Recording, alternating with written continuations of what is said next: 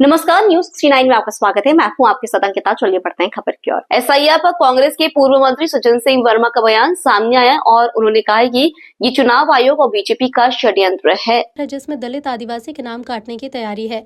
वर्मा ने कहा, हम निगरानी कर और मजबूती के साथ खड़े हैं। चुनाव आयोग को नोटिस देंगे, बिना तैयारी एसआईए क्यों कर रहे हैं? बीएलओ को फॉर्म ही नहीं दिया गया, ये प्रोपेगेंडा है चुनाव आयोग और बीजेपी का। पिछले चुनाव की वोटर लिस्ट देख लीजिए, साजिश समझ आ जाएगी। मजदूर वर्ग, अल्पसंख्यक वर्ग के साथ घिनौना षड्यंत्र है ये, जिसमें बीजेपी की तैयारी है नाम कटवाने की। कर लें और बैठक। हमारे लगभग 100 विधानसभा के बीएलए कंप्लीट हो गए हैं।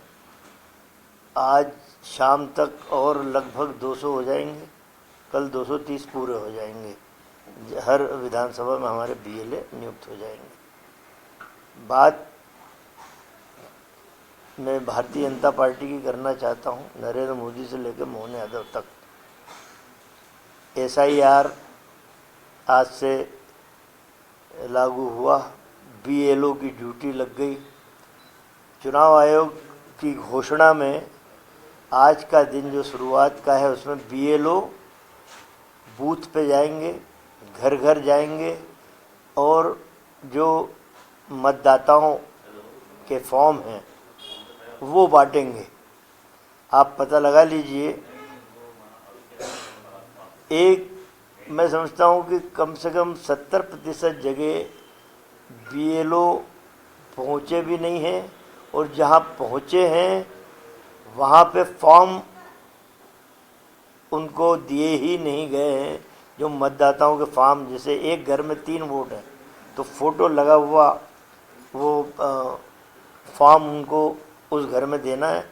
फॉर्म अभी किसी बीएलओ के पास है ही नहीं।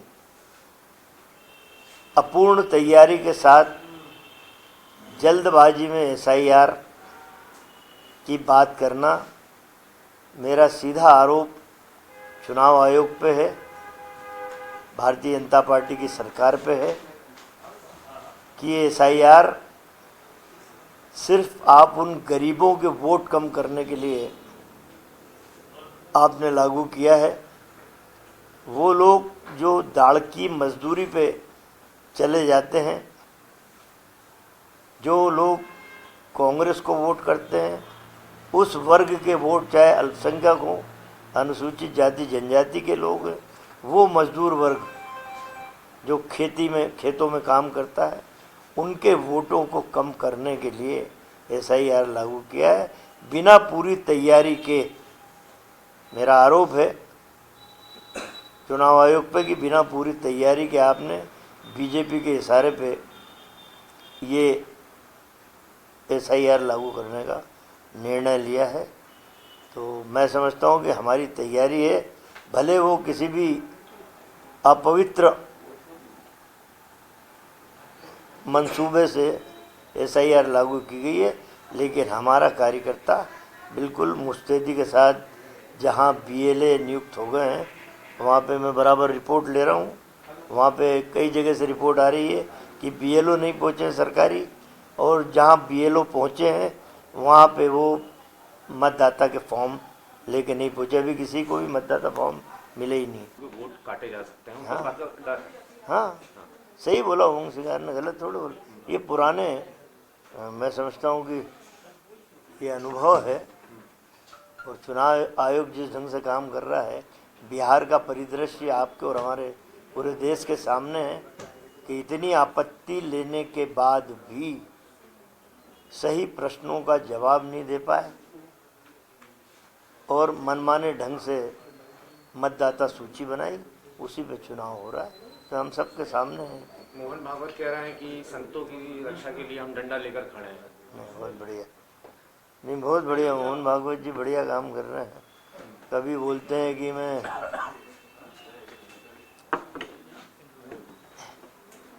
कौन सा भारत बनाऊंगा, अखंड भारत बनाऊंगा, जिसमें पाकिस्तान, बांग्लादेश, इंडोनेशिया, भारत।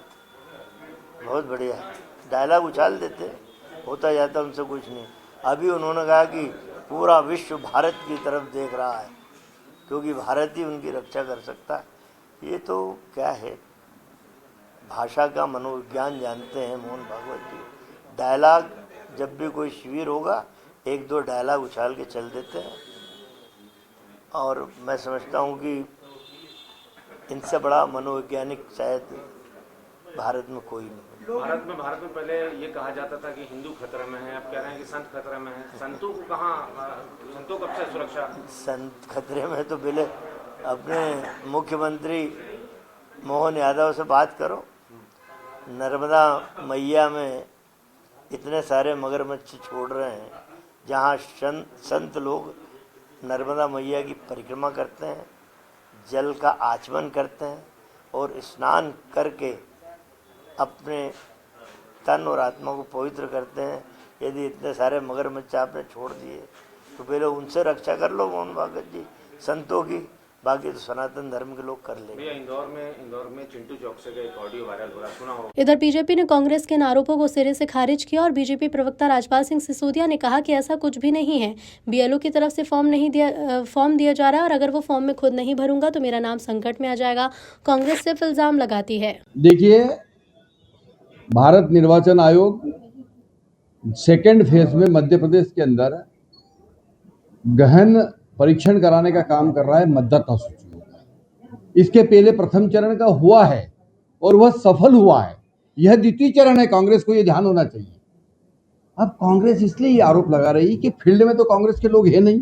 जिलाध्यक्ष पंचमढ़ी में ऐश कर रहे हैं, बीएलओ कहां से पहुंचेंगे जब जिलाध्यक्ष ही गायब है, जिले का कप्तान ही जिले में नहीं है। तो आज जब गहन परीक्षण मतदाता सूचियों का हो रहा है तो कांग्रेस फील्ड से नदारत है। पचमढ़ी में जिलाध्यक्ष आनंद कर रहे हैं, ऐश कर रहे हैं प्रशिक्षण के नाम पे, और वहां क्षेत्र में नहीं है। और जब कल चुनाव हार के सुपड़ा साफ होगा कांग्रेस का तो ये आरोप लगाएंगे कि सब मतदाता सूचियों में हमारे नाम हटा दिए थे, इसलिए हम चुनाव हार गए। तो ये जो चुनाव हारने वाले हैं 2028 में, उसकी भूमिका बनाने का काम कांग्रेस के लोग कर रहे हैं। आप जाइए फील्ड में जाकर अपने लोगों के नाम लिखाइए, मना कौन कर रहा है? मतदाता सूचियों के गहन परीक्षण में अपना सहयोग करिए, कौन मना कर रहा है? पर कांग्रेस जब जो काम करना है तब वो काम नहीं करती है। क्या ये उचित समय है पचमढ़ी में जाके जिलाध्यक्षों का बैठने का? पर सज्जन सिंह वर्मा जी तो कह रहे हैं कि सिर्फ इसलिए प्रशिक्षण दिया जा रहा है कि कांग्रेस के जितने भी जहां कांग्रेस अधिक है उनके नाम किस तरह से कटवाए जाए, ये प्रशिक्षण। देखिए, ये पहली बात तो ये नाम काटने का अभियान है ही नहीं। मतदाता सूची का गहन परीक्षण, इसका मतलब ये होता है कि मतदाता सूची में नाम कैसे जोड़े जाए, जो नाम है वो उनको अपडेट कैसे किया जाए, ये अपडेटेशन है। और अपडेशन जब होता है किसी चीज़ को परीक्षण करके, गहन परीक्षण करके, और जब हम और अधिक प्रभावी बनाने की स्थिति में आएंगे तो मैं समझता हूं कि वो बहुत ज़्यादा अच्छा होगा, लोकतंत्र के लिए भी अच्छा होगा। अब कांग्रेस के पास में वास्तविक में कोई योजना नहीं है। कांग्रेस भ्रमित है। कांग्रेस के जिलाध्यक्षों को अपने अपने जिले में बीएलओ तो अपॉइंट करके और जो इस काम को संभालना चाहिए था, परंतु हो क्या रहा है? जिलाध्यक्ष फील्ड से गायब है, जिले का जिलाध्यक्ष जिले में नहीं है, पचमढ़ी में बैठा है। तो बीएलओ कहां से काम पे लगेंगे? इनके पास पे लोग काम करने वाले है नहीं, कार्यकर्ता है नहीं, इसलिए इस प्रकार के आरोप लगाने का काम कर रहे हैं। फिलहाल इस खबर में इतना ही। आप बने रहिए News 69 के साथ। नमस्कार।